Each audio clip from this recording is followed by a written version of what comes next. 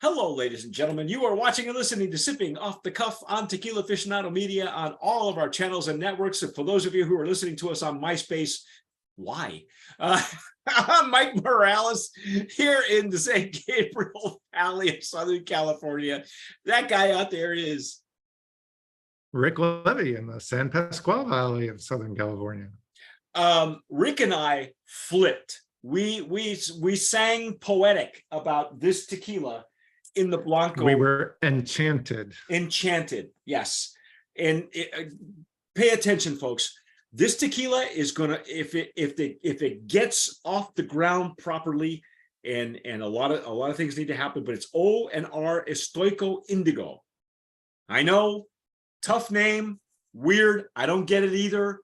I love the packaging. I mean, if you see it in this box, it's got it. We nominated it for Brand of Promise, not only in the Blanco category, but also in packaging. It's gorgeous.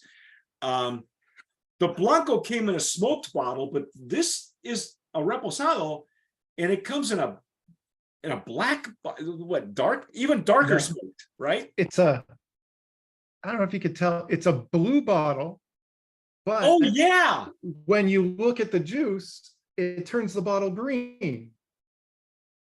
Yeah, it's, so would this be a blue, are you sure it's a blue bottle? Because I'm looking at the neck, and the neck looks green to me, like an aqua.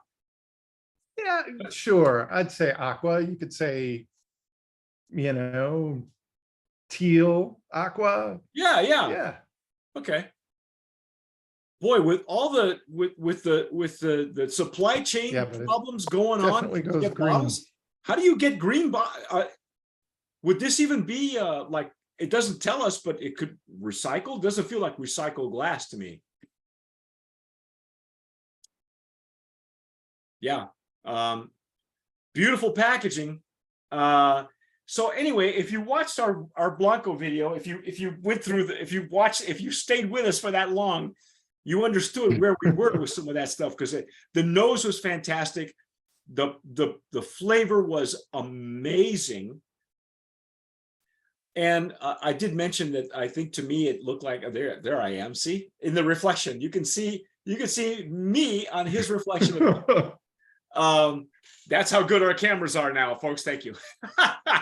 Anyway, I'm going to pour mine in a Stasso Jarrito that I normally use for mezcal. Okay. Yeah. Oh yeah. The stopper is beautiful. It is like a clear plastic stopper. We've seen these before on some other tequilas. I enjoy them. I like them better than the recycled or composite, the cork. Yeah. And it's interesting that you're using the Stasso Jarrito for mezcal, because if you saw our Blanco episode that we just did, we were talking about how it has just this huge profile that jumps out of the glass like a mezcal. Yeah.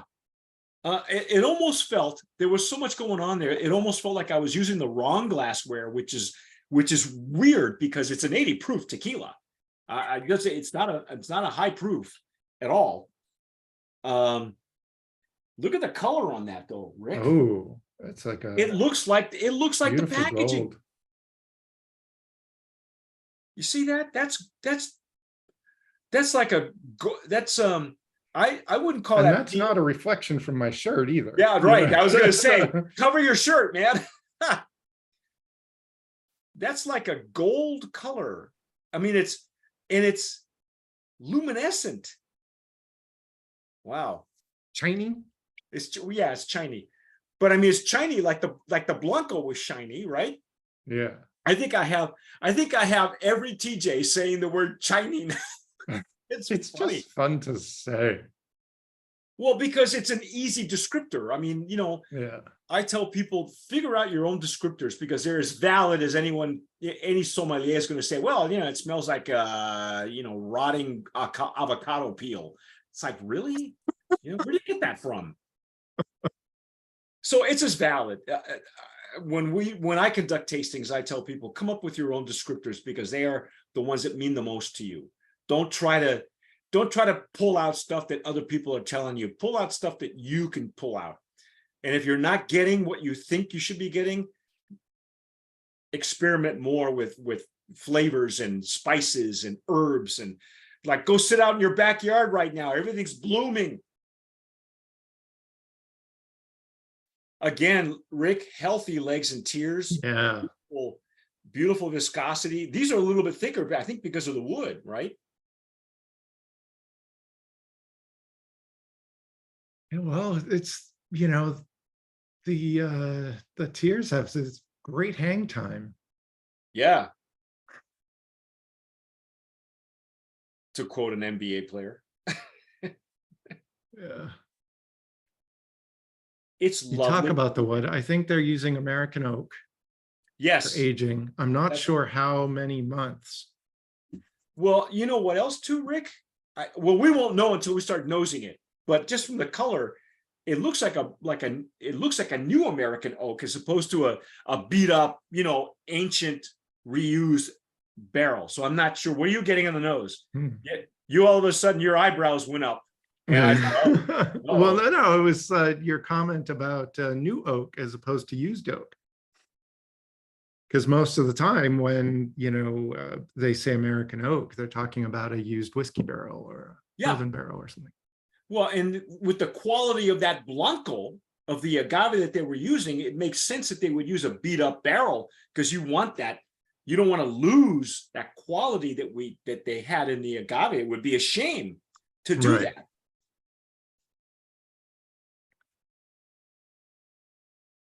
I'm getting more of those nice, subtle allspice, baking spice notes. Turned on my ceiling fan here. I'm going to turn that off. It might be confusing me a little bit. It's screwing your nose up here.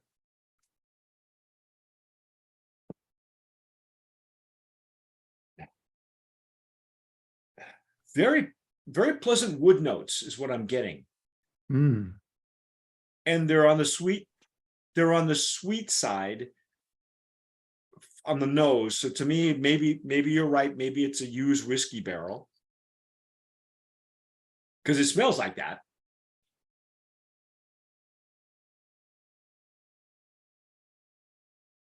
But the agave is still present. The baked part of that really, that nose gave it, we talked about it, I think, off camera, that it's fermented without fibers, but it reacted and acted like a mezcal that is fermented with fibers. So there was still that denseness, and it's still coming through on the repo. Yeah. I think there's some interesting interplay happening between the wood notes and the orange blossom that we had picked out in the Blanco. Maybe it's a little deeper. Like maybe almost like cloven orange. Ah, there you go. There you go. I'll buy that. But definitely the agave is still front and center.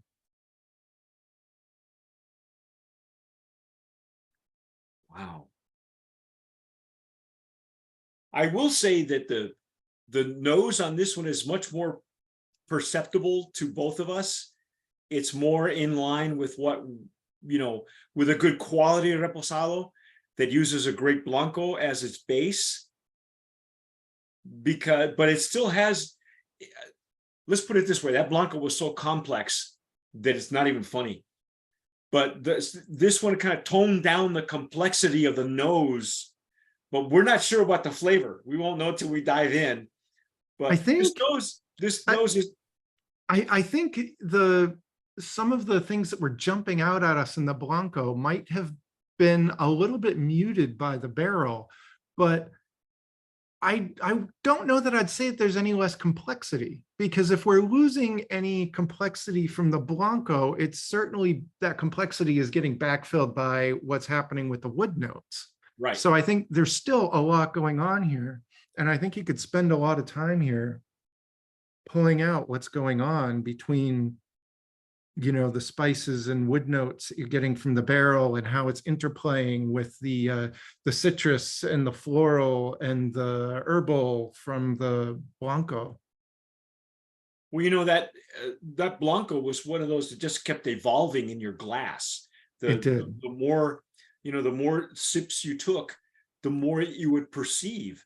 And the more I got to the bottom of that one pour, the sweeter it became. The more that fennel turned a little bit sweeter for me. And I'm getting it now in the barrel, which is a new. I'm getting it more than I did. I didn't have to wait for it like I did with the Blanco. It's more perceptible to me. Yeah. Yeah, you're right. And the more this opens up, the barrel has really warmed the notes a lot. Yes. I'm almost getting, the tingles down the spine. Well, when Rick gets his tingles, he gets his spidey sense, and it's over, because and I gotta say, Rick, if you could pour that in your Stossel for mezcal, you would probably get more aromatics, because it really is like you're right. It's reacting a lot like a good mezcal. And we've had some good ones that came in at like 80 proof, 42 ABV, maybe a little over 80. Yeah, and these are 40%. Yeah, they're all 80 proof. Yeah, no, I think there's some lovely interplay happening there between the barrel notes and what we were pulling out in the Blanco.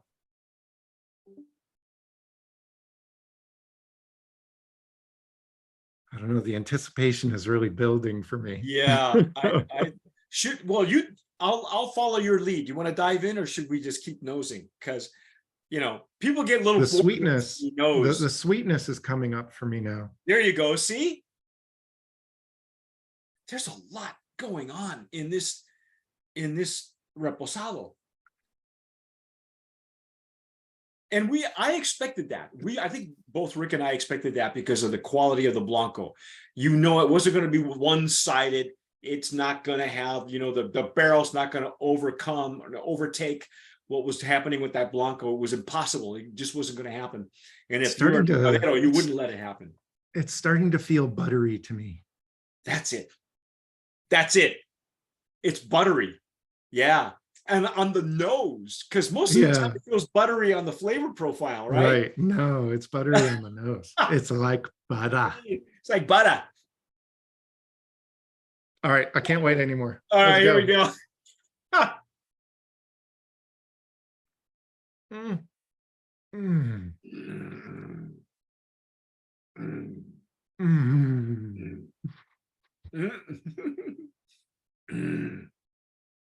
Oh my God. Oh man. That was a orgasm. Yeah, that's everything right there. I'm gonna take this. We should just take this bottle to bed. Yeah. And buy it dinner first and breakfast in the morning. Dress it up, and when you travel with this in your car, ladies and gentlemen, put on a seatbelt. Give it a seatbelt. Oh my God. Man. Oh. Everything that we were talking about is happening. There's the sweetness and the barrel and the spice and the butter, but then I got like a little hint of like a dry cherry as well. Yeah, I'll go there. I think it was, I can only imagine what this is going to taste like as an añejo or an extra añejo, because it'll probably start pouring out, we'll start pulling out all the dried fruit notes. And that was just the first sip. That was just priming the palate. Yeah. What a nose. Oh my God. I would wear this as cologne. That's how good this is. Oh, I got to hide this from myself.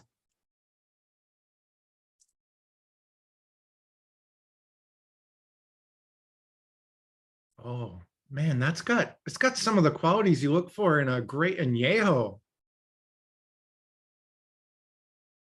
It finishes sweet though, on the sweet side, which is really unusual because it's buttery, spicy, and it only on the tail end, at the back, at the rear of the palate, once you're swallowing, it comes across a little bit sweet. Otherwise, it's just not. it's savory. It's got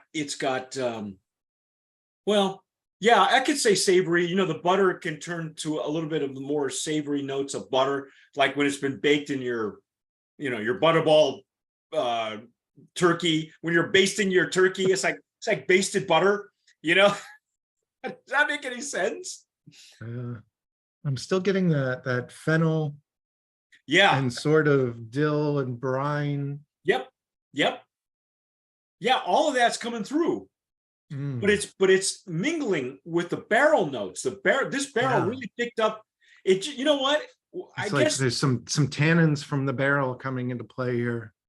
But well, you said this would be a great, like, you know, it's acting more like an añejo or even an extra añejo, the character.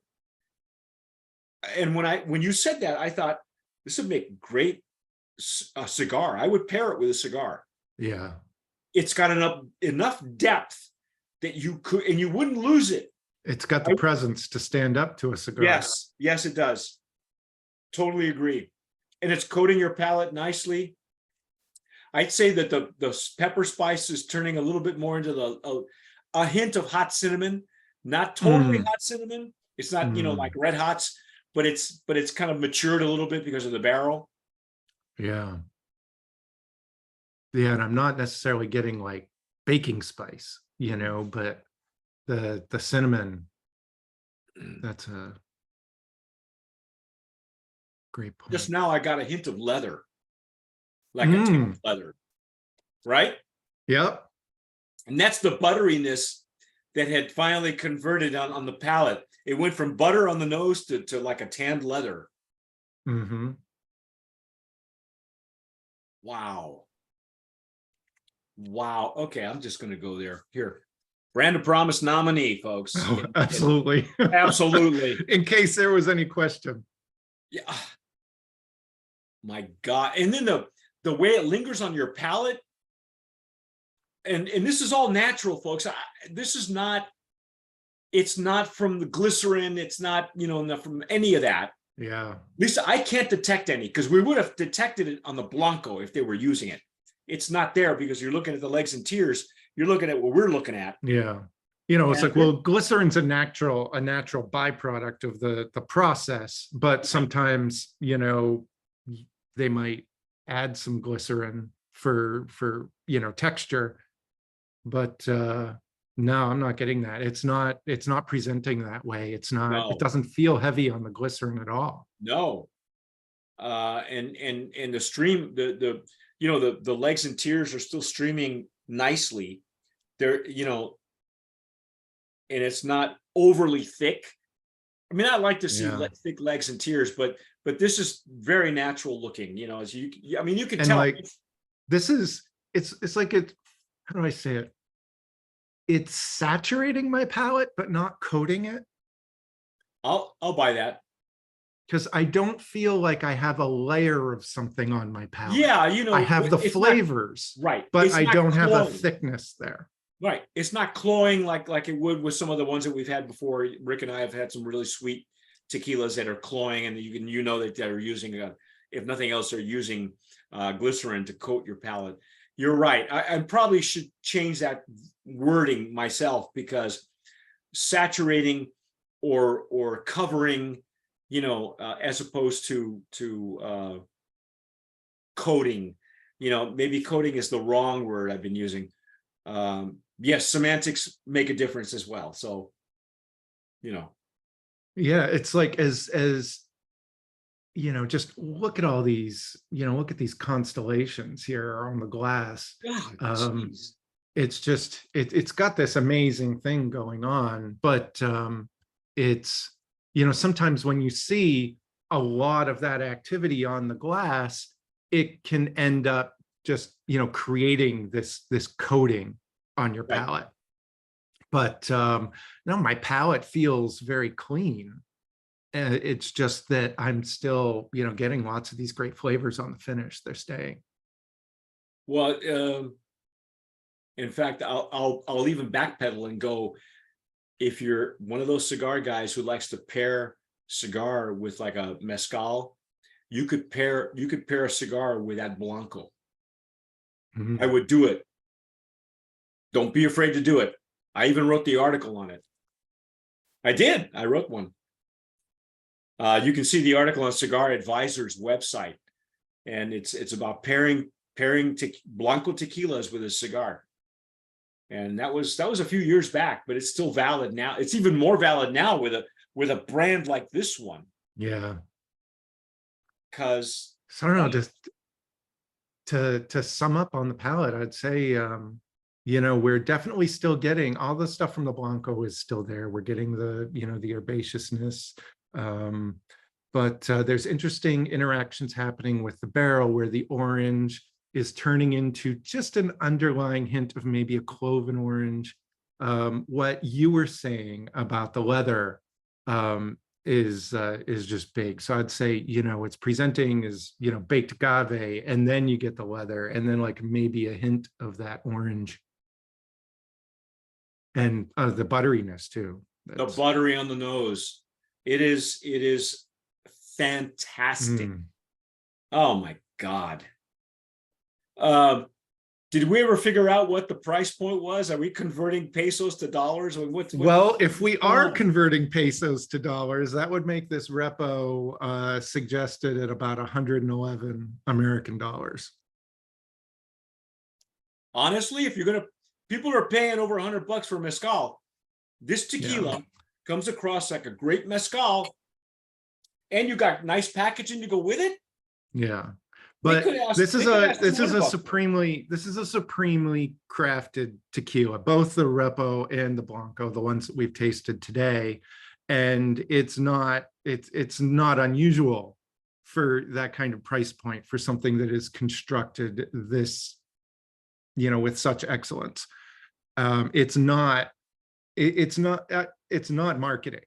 It's not trying to create a high price point to sort of create prestige or cachet, although they're doing that. I'm sure they're investing some in their branding and packaging, but no, this is a supremely crafted tequila. It is amazing. It's called O&R Estoico Indigo. Folks, I think it's so brand new. I've never seen it. If you've had it, if you've paid, tell us what you're paying for it. If you're watching us on YouTube or even on Instagram, if this ever winds up on Instagram, which it may, tell us what you paid for it. Tell us what you're doing with it. I wouldn't put it in a cocktail. Would you, Rick? No, not at this price point. Yeah, I know, right? Unless you got money to burn. Yeah. If you've got money to burn, then, you can use this as your rail for however you like, but no, for my money, this wouldn't be a mixer. No. And as a matter of fact, I'll even say that I was going to say with the Blanco, because of the slight brininess that we picked out, it'd be great in a martini glass with an olive. Yeah. Just, or, do what you do with gin, maybe more herbal gins than fruity gins, I guess. But on its own, Yeah. No, with this, I think you'd be looking much more at, rather than mixing, you'd be looking at maybe pairing. It's like, do you want to pair this with a cigar, or do you want to pair this with, with you can pair this with meals, right? We're talking about basting turkey. How about poultry? I would even go deeper than that because it's got enough character, maybe meats or barbecue. Yeah. Wow. I've maybe, like smoked meat, something that's been cooking for like 12 hours at a low temperature. Well, that's what I'm saying. That's like a Texas barbecue or Austin barbecue, where it's been like smoking all day, right? Yeah. You're right. You're right. Where it just kind of melts in your mouth. Exactly. Yeah. Let me see if there's anything different in the box. I'll try to translate here quickly. I know we've been spending a lot of time with this, folks, but bear with us because it really does bear pointing out, because this is a rarity for us. And we've got a lot between Rick and me. We got a lot of tequilas and mezcals under our belt. So here we go. Estoico Indigo es un tequila en reconocimiento de todas las personas de una sola pieza, fuertes y de carácter y claros de pensamiento. Strong in character and clear in mind. Que le dan la cara al tiempo con serenidad y aplomo. Aplomb and serenity. Okay. En cada gota buscamos. Well, they're just singing, you know, like we are. They're just singing poetic. In every drop, we awaken in you the pride of being who you are and your origin. In every drop, we reveal more of your soul, your estoica soul. I'm gonna find, you know what? That's a word I don't use in Spanish. I'm gonna find out what the hell estoico means, because it's obviously important to them. And I'm gonna go directly to Google. Yes, I you know what? I may speak Spanish, but there's just some words that I don't use. Estoico. Stoic. No, Okay, well, that's stoic. I don't know, Rick. We did everything but be stoic. Stoic is not showing, you know, your emotions and just being, you know, they say some cultures are more stoic than others. This is the complete opposite. This brings out your feelings and your, you know, your love for life, and you know, we don't get this kind of quality very often, folks. I don't know what to tell you. Yeah, just go Find get it. Find it and get it. Pick it up, pay whatever it costs, you know, sell your house, sell some stocks. I don't know. Let me give you some quick ins and outs, just in case you haven't seen the Blanco the Blanco review. If you haven't, go back and watch that. It's nom 1507. It is Casa Reyes Barajas. If you're familiar with anything from years back, it is Casa, we used to call it Casa de Reyes. And they used to make a de Reyes Reserva. The majority of the tequilas is maybe like 15, 20, less than 20 tequilas come out of there. Most of them are all, oh, wait a minute. Dano's Dangerous, which we've had, I don't know how that got past me. We've had Dano's. We've actually tasted it a couple years ago. Dano's is made there. And I think that's where I first reawakened my knowledge of this tequila being, this tequila family or distillery being around. Because I remember, I told the story when we did the Blanco review about Tequila de Reyes used to have an almond flavored tequila that was a hit. You couldn't find it all over New Mexico. Everybody would buy it.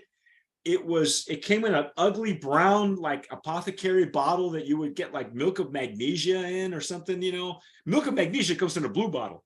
That one came in a like brown bottle. Oh, you know, the same kind of bottle that Machote? What? Machote? Machote used to come in. It was the same brown bottle that Machote would come in. It was like it's a medicine bottle. And I'm sure you have one right there, right? You want me to grab it? Grab it, show it. For those of you watching us on YouTube, for those of you listening to us on the podcast, thank you for subscribing, by the way. Wherever you get your podcasts, iTunes, Spotify. That's what Tequila de Reyes used to look like. It didn't have the higher neck, but it came in that ugly brown bottle, which Machote made a killing out of, you know, and we missed those guys. We missed Machote. Oh, I miss Machote so much. Yeah, that was a beloved brand, still is. If you can find it, go get it. But de Reyes came in that kind of a bottle without a label. They would silk screen the label on it, and it came in an almond flavored tequila. I'm telling you, men and women felt all over themselves because it was so well done without additives. It was the natural almond flavor that was just outstanding. So, and then they kind of disappeared. They fell off the face of the earth. I don't know if they closed the distillery, what happened. I would love to find out more about the de Reyes distillery or the Reyes distillery. They are out of tequila. They are it's considered a lowlands tequila. If you check out the Blanco review, apparently they are growing their own agave, and these are 7-year-old agave. I will buy it. I agree with that. That, to me, there's so much complexity in that Blanco and Reposado that there's no way they could be lying to us at this point. There's obviously a lot of care being taken. Yeah. And I know we've gone long, folks, but it really deserves that length of time. But you know what? That's our take. If you've had it before, tell us what you're doing with it. Are you mixing it? I hope you're not. What you paid for it, tell us what it is. Subscribe to our YouTube channel, and follow us on Facebook and Instagram and Twitter and what else? MySpace and Rumble. We're not in any of those. And never mind. And Tumblr. We used to be on Tumblr, but not anymore. So, but wherever you do, hey, do what we do and tomar sabiamente. Sip wisely.